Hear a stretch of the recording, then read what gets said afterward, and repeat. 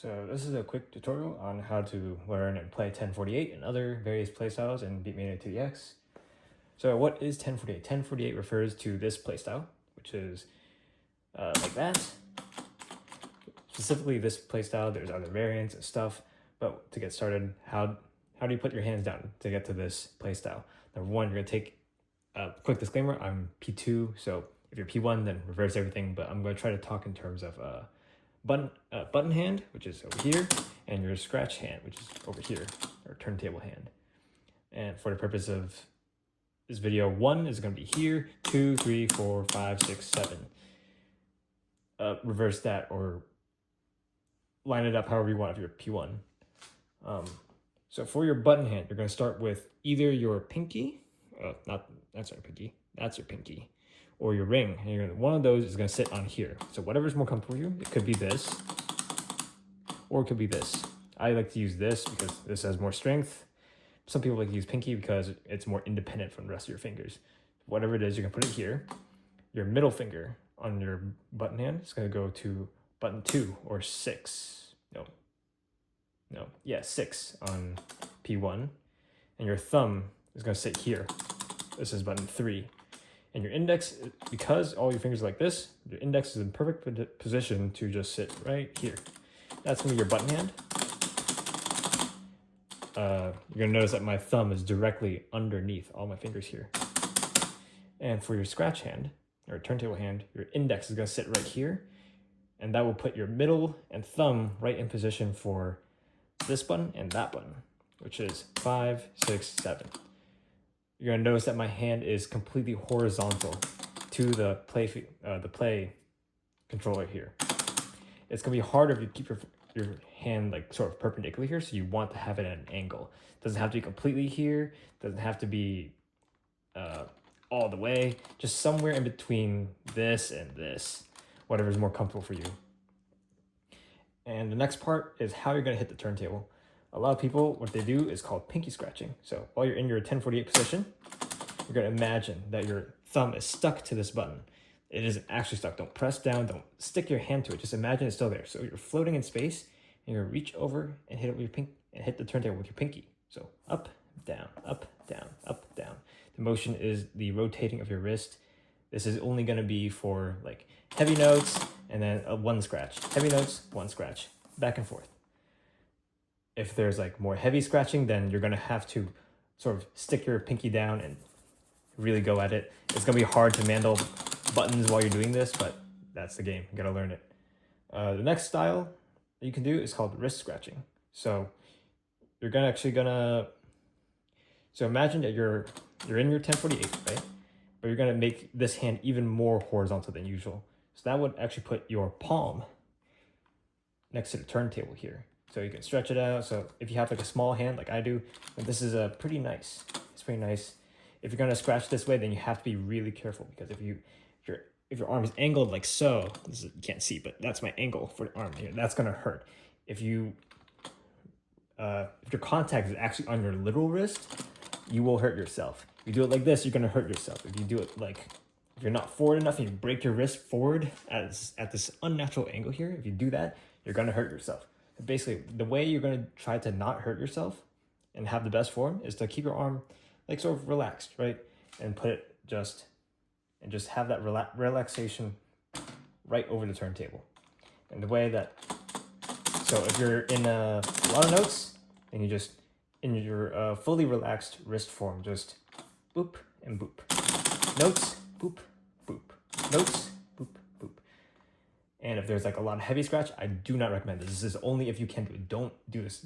Learn another style if you're going to do a heavy scratch. But if you can do it, I still don't recommend it. You can heavy scratch and maintain full 1048. Please learn another style, okay? But if you're going to do it, then remember to be light on the turntable. That's all. Because if you do this, it's really easy to fall into a bad form. If you're struggling a lot, maybe you put more energy into it and you break your wrist again like this, you're going to hurt yourself. So that's why people tell you don't wrist scratch unless you're built different. That's it. There's other styles like Becca press, which is like that. And your thumb sits here and you hit this button with the joint of your thumb. It's really weird, but you can get used to it. And your index is gonna sit right here. And the benefit of this is that it's much easier to pinky scratch like this, as opposed to when you're over here. Because if you're over here, then you actually do have to kind of let go and get back in position. Whereas with Becca press, you can just do that. Taka S refers to a style where you're just kind of soloing here. There's another form where it's thumb here, index here, and then the base of your finger hits this. There's a player I know who's really good at this form. Obviously, there's other play styles out there, you know, Taka S, Becca press. Your main rationale for learning 1048 is that it's just the most efficient. You know, one finger for each button. There's no real contortion of your hands going on. No finger covering two, or no having to move your fingers in between. All that stuff. That's why you want to learn 1048. But yeah, 1048. That's the way to use it. So about the heavy scratch styles, I know I talked about it a little bit in the last section, but there's a lot more to it than just maintaining 1048. There's going to be several variants of this. So the first one I'm going to start with is just full one-handing. That's when you have one hand on the buttons, handling all the buttons, and one hand on just the turntable. So when you're doing that, generally, you want to have this motion where, well, no. The motion is sort of up and backwards, or even up here if you want to have more control. Back here, you know, the contact is wherever you want because, you know, it's one-handing. But for your button hand, you do have to be pretty freestyle and stuff. But some charts will tend to sort of cater to a more DP style layout. So that means being ready to have. So take your thumb, your pinky, your ring, and your index, and those are all gonna sit on the white buttons. And you can have your middle hit this when the time comes. And and if the time comes, then you can stick out your ring and index, but keep these on the white buttons and put those up here. So the real transition you're making is your ring and index from the top black buttons to the middle white buttons. That's like the general DP form. As for general one-handing, there are charts that will cater towards this. You're gonna have chords that look like this or like this, right? It's gonna get a lot more complex than that. Some of them will actually gravitate towards the style I'm gonna talk about next, which is called 6-2, or no, not 6-2, 6-1. That means your button hand is gonna cover 6 buttons, but your turntable hand is gonna do your normal scratching and stuff, but it's also gonna be able to hit 1 button. So the one handing is a little bit easier.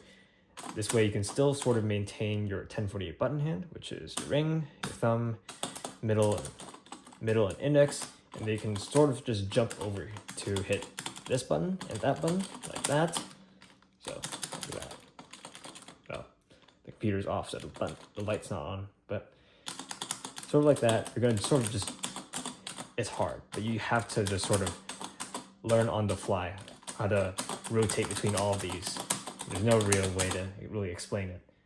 The next form is going to be called 5-2. So it means your button hand is going to hit these two while scratching. This is where I can actually talk a little bit about the turntable hand. Previously for 6-1, you can sort of, because if you're just doing this and your thumb is sticking out anyways, pretty easy to scratch and hit this. But for 5-2, which is the next form I'm talking about, which is you want to have your index hit here and your thumb hit here. That way this is how most people pinky scratch. And the reason why they do this is because this is only 5 buttons and you're using 4 fingers. This is really easy to cover with your thumb here. So your thumb is just going from here to here, using just, your muscle here. So while you're in this form, it's hard to see it with the angle, but thumb's here, hitting here, and then popping out, hitting here. 1 and 2, 1 and 2. While your scratch hand is going to be doing, pinky scratching, and then your index is going to keep hitting here, your thumb's going to keep hitting here. Whereas normally it's here, right? You just do that. There are some variations where you do thumb on both, or even like using your joints. It's weird. Some people are weird, right? But that is how it works.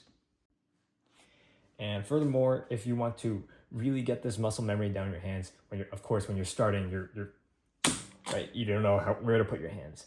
Just get into that 10-4-8 position, fingers down, one finger on one button for your whole hand, and just let it sit like this. Just rest them on the buttons. You just do this in between songs when the song is like loading up. You just sit your hands right here. Make yourself comfortable in this position.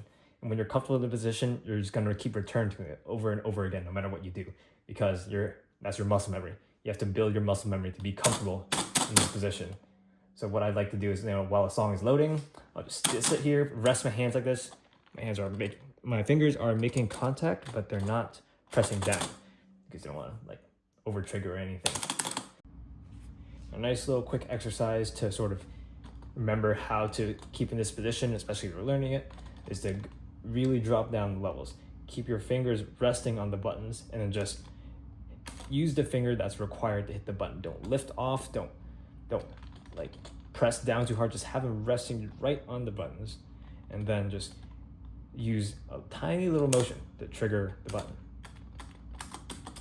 This is gonna really tell your brain that this is all that's needed to hit that button. No excessive movements, no giant arm motions, just one little finger motion. This is the basic foundation of conserving energy at a high level. Because at a high level, there's so many notes coming at you that you don't have the sort of time to be engaging all this, having all the time to lift and come back down. You want to be able to just be efficient, conserve energy, and be fast, just by being smooth and efficient. So remember that slow is smooth and smooth is fast. If you want to really think about it some more, then here's a quick little experiment. You can wave your whole hand like this, right? Pretty fast. Or you do your whole wrist, that's even faster. And your finger, that's the fastest. So you want to leverage that by using just your fingers. Just think about it. If you can just mash, right? If you can mash, then you have the physical ability to play at a high level. What's holding back is just your eyes and your brain and literally everything else. But you have that sort of muscle, you're not limited by your muscles in that sense. You just have to tell your brain how to use this kind of resource that you have. So falling off of that, a lot of common mistakes, keeping your wrists too low here. When your wrists are too low, you don't have that sort of full finger muscle leverage here. You're not really utilizing your arms. You're gonna waste a lot of energy, and you don't have that leverage to push down on all the buttons. Conversely, if your wrists are too high off, this could work, but the problem is that you're gonna put a lot of strain on your forearms and your wrist tendons here.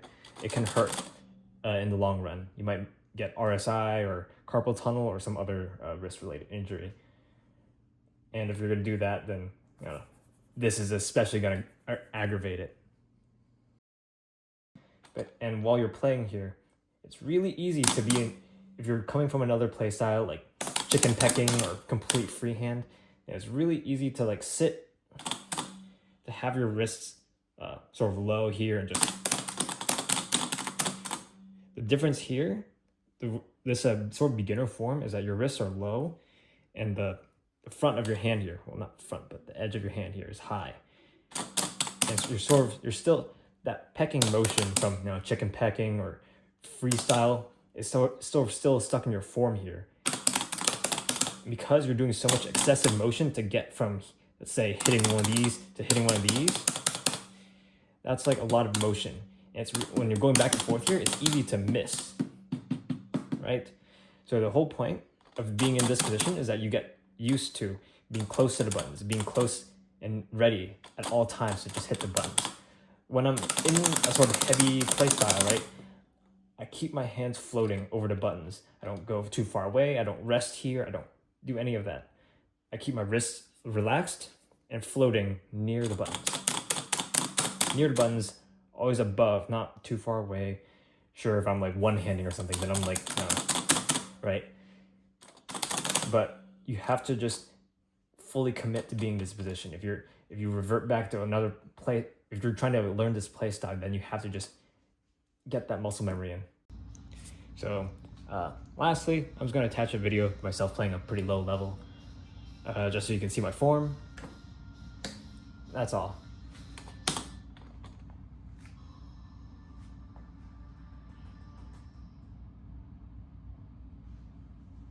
So once again, resting my fingers.